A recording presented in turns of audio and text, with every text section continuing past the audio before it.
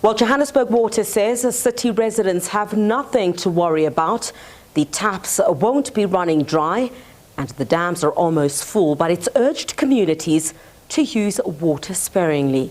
We're on level 1, water restriction. And why we're on level 1? Because we know that the system, the demand overall, it's more than what the system can be able to provide.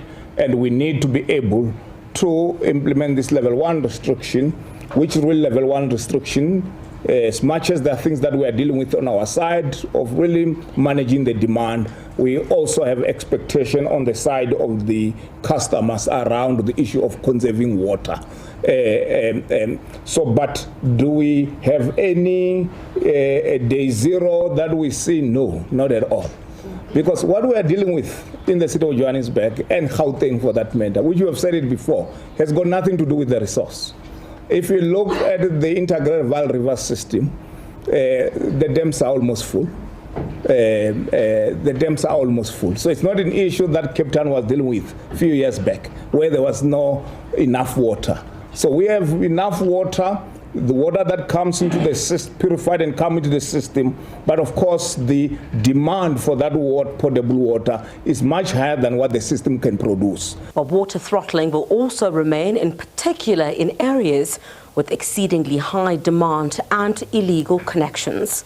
Throttling, we do it responding to our daily assessment around the performance of the system. We look at those systems that are really consuming more than what we believe they should be consuming. We look at those systems that have got high losses and so on, and high non-revenue water.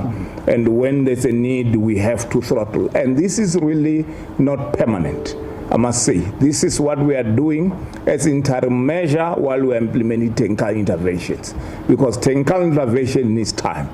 And all the technical interventions that we've indicated, we are doing them so that we can get to a point where indeed the system performs the way they believe will be the right way, and where we won't necessarily be throttling. But assurance from the entity that the upcoming G20 summit will not be affected and plans are in place for any eventuality.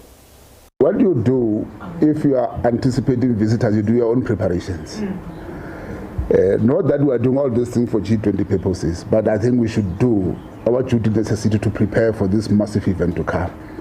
So it means that we must try by all means that our network is very safe and all, be ready for any thing that might happen, for any alternative supply of services. But I think where we are, our system is healthy and we are ready for the G20.